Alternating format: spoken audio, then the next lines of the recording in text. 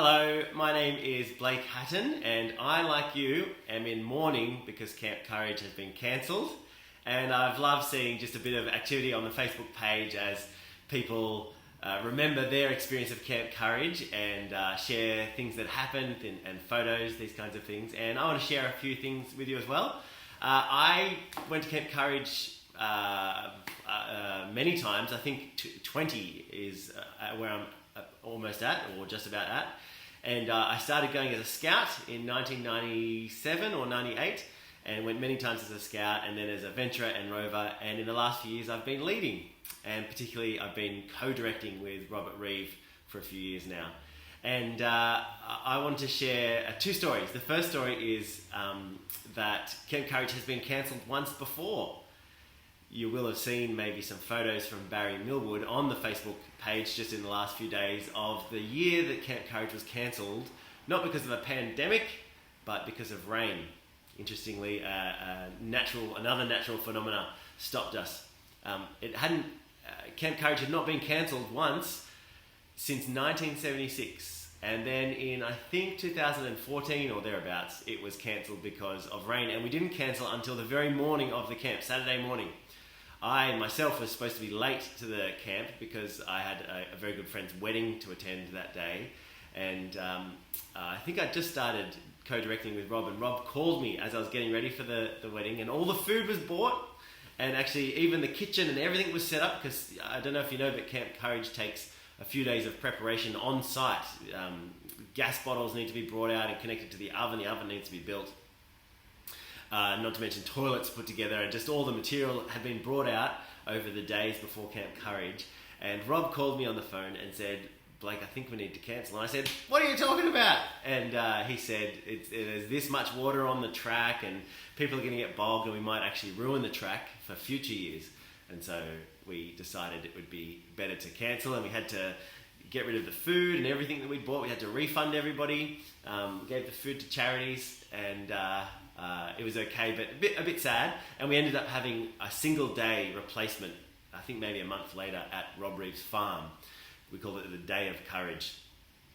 And we all, as leaders, we also talked and said, actually, I think we could pull it off somewhere else if we ever needed to cancel all of a sudden. Maybe pull off a week of Camp Courage at Rob's farm, or maybe at Appin's Art Hall or somewhere like that. So we've got a contingency plan for if it rains too much and there's flooding, but we haven't got a contingency plan for a pandemic yet. Maybe somebody will think of something so we don't have to cancel ever again.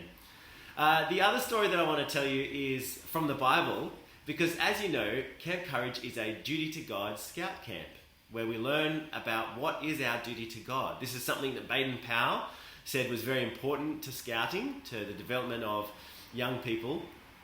And so Camp Courage is for learning your duty to God from the Bible. Now, when I first came to Camp Courage and I read the pamphlet, I thought, duty to God, what is that? If anything, it sounds boring. And then I was told I had to bring a Bible, and I thought, what's that for? That looks like an old book. I've got an old book here as a Bible, and you think there's not even any pictures in there. And we can tend to, if you are unfamiliar with the Bible like I was at coming to Camp Courage for the first time, we can tend to think that maybe the Bible is just old or boring, but that's far from the truth. The Bible, I found at Camp Courage and since, is full of life. And I want to share a story with you because summing up Camp Courage on Facebook wouldn't be complete without a story or two from the Bible, because the Bible is at the heart of what Camp Courage is trying to do. Help people just have an opportunity to know what God says there is our duty to Him. And so the story I want to read is from Luke's Gospel. We often look at this story while we're at Camp Courage. Every few years we change the stories, pick a different one from the Bible, and this is one that comes up over and over again because it's such an interesting, fun story, and because it's so clear in what it teaches us about God.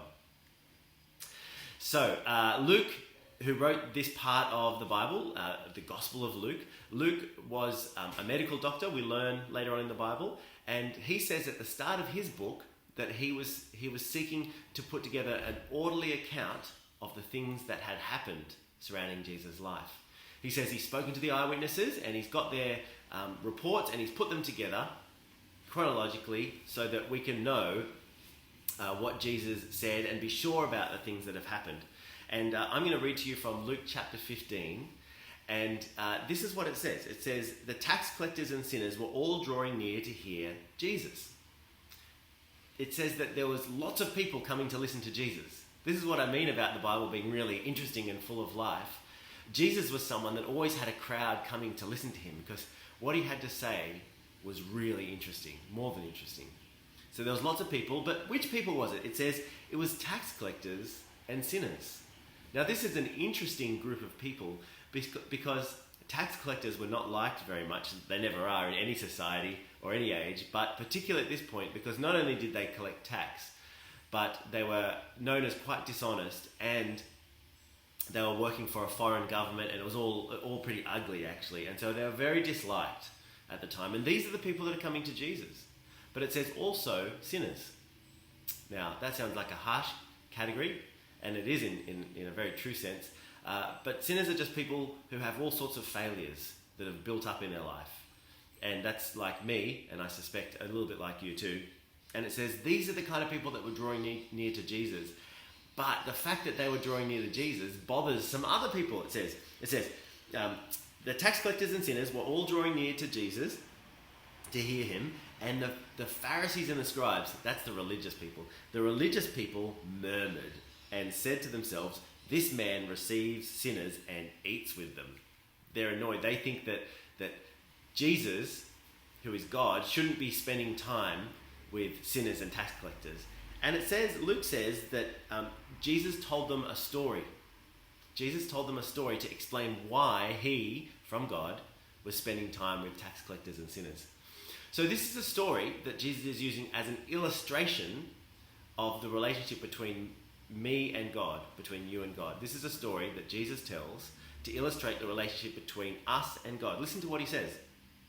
He says in verse 11, he actually tells 3 short stories, and I'm going to tell you the third one. 3 short stories to explain the relationship between people and God. And this is the third one in verse 11 of chapter 15. He said, there was a man who had 2 sons, and the younger of them said to his father, Father, give me my share of the property that falls to me. So there's a younger son of the 2, and he says, I want my inheritance now, before you die. It's a bit of an ugly situation. And actually Jesus is showing us that that's what we are like with God sometimes. That God has made everything and created us in love and gives us all things in love. But often we just take God's things and want to ignore God. That's what Jesus is saying. And then it says the father divided his property between them. And then not many days later, the younger son gathered all he had and took his journey into a far country. And there he squandered his property in loose living. So it says the younger son took that money from the father and left and went to be away from his father and to spend his life and his money however he wanted. And it says that he spent it in loose living. That's an old way of saying just partying and doing what he wants. And later it says he was getting drunk and all sorts of things. And then listen to what happens next. And when he had spent everything, a great famine arose in that country, and he began to be in want. And this often happens when we live in a way that God doesn't want us to. It doesn't work out well. We're like a son that's gone away and spent all of our father's stuff, and it ends up in a bad situation. And particularly it says here in the story, it says that there was a famine in the country that he'd gone to. So he spent all his money, then the famine, and it says he went and hired himself to one of the citizens of that country who sent him into the fields to feed pigs. And he would have gladly fed on the pods that the pigs ate, but no one gave him anything. His life's gotten into a real mess. He's used up all the money, there's a famine, he's got a job feeding pigs, and he wishes he could eat the pig food, but he's not even allowed to do that. So often we get into really messy life situations as we make our own way in life. And it says that when that happened, Jesus says when that happened for this man, it says he came to his senses and said to himself, how many of my father's hired servants have bread enough to spare, but I perish with hunger? He says, maybe living in my father's house and my father's way wasn't so bad. And so he says, I'll go back and I'll say to him, I've sinned against heaven and against you. I'm no longer worthy to be called your son. Treat me as one of your hired servants." And he arose and came to his father. But while he was still a long way off, his father saw him. Now remember, this is just a story that Jesus is using as an illustration about what God is like. It says that when the son realized that he'd done the wrong thing and ignored his father and came back, it says his father was waiting and watching, and while he was still at a distance, the father saw him and ran to him. Listen to what it says. His father saw him and had compassion and ran and embraced him and kissed him. And the son said to the father, "I've sinned against heaven and before you, and I'm no longer worthy to be called your son." But the father interrupted him. So he doesn't get to even finish his speech that he practiced in his head a few moments ago. The father said to his servants, "Bring quickly the best robe and put it on him, put a ring on his finger and shoes on his feet, and bring the fattened calf and kill it, and let's eat and have a party. For this son of mine was dead and is alive again. He was lost and is found." And they began to have a party. This is the story that Jesus tells so that you and I will know why it is that Jesus spent time with people like you and me. Do you understand the point of the story? The point of the story is Jesus is saying that God, far from rejecting us when we reject him, is waiting for us, searching the horizon like a father who loves his sons and waiting for us to turn and come to him. And as soon as we are ready and come to our senses and realize that God's way is good and that my way doesn't always work out and leaves me in need, that as soon as we're ready to turn to God, God is ready to accept us. And you know, this is not just a nice story, it's a really nice story. You got to ask though, is it true? And the thing is that this same Jesus who tells the story will, in a few chapters later, so not long after this, in the Bible, we see that Jesus will go and die on a cross to pay for the sins of all of us. The point being that it's not just a nice story. God really is ready to forgive all our debts. We've got all sorts of debts, maybe physical debts of money, but we also have spiritual debts of sin.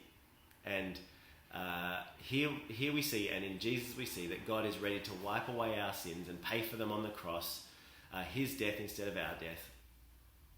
And God is ready to accept us and bring us into his family, because that's what he made us as, his sons and daughters. And I wanted to share this story because this is at the heart of Camp Courage, is to understand what the Christian duty to God is, made very clear in the Bible. And so if you came to Courage many years ago, I hope that that's a great reminder of the fact that God's always ready to accept us if we'll just turn to him, and we get a fresh start with him and a new life. And hopefully we can open up again next year and continue to investigate the things that the Bible says about God and about Jesus, so that Scouts can have an opportunity to know the Christian duty to God.